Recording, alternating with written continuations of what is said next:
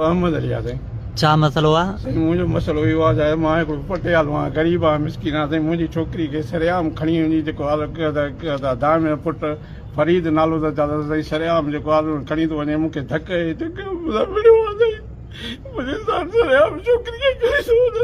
मां काॾे वञा?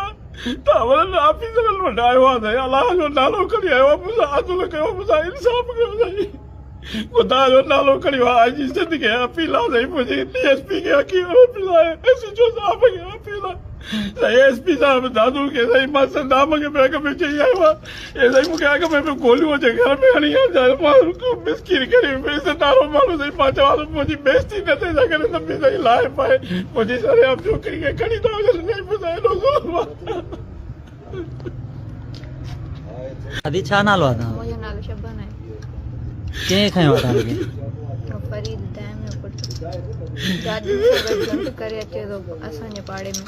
काॾे वञूं रुगो पोयां थो लॻे न। 8 क्लास खां वठी रुगो नाइजे जी न जूं बसि गेट ते सेंटर ते या कीअं दर्जाणी ते या असांजे दर ते बसि अची असांखे परेशान थो करे।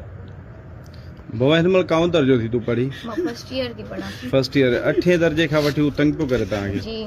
अच्छा, पोइ काॾे थो खणी वञे? पंहिंजे घर अथसि, अलीपुर जो घर अथसि हुते। अच्छा, अॼु काॾे खणी वियो? पंहिंजे ॻोठ जे पासे मां घर न लिखींजो हुते। तुंहिंजो नालो छा ॿुधाइबो आहे? मुंहिंजो नालो शबाना। अच्छा, पोइ उते तोखे खणी वियो, ॿियो केरु हुन सां गॾु? हिकिड़ी सिस्टर हुअसि वॾी।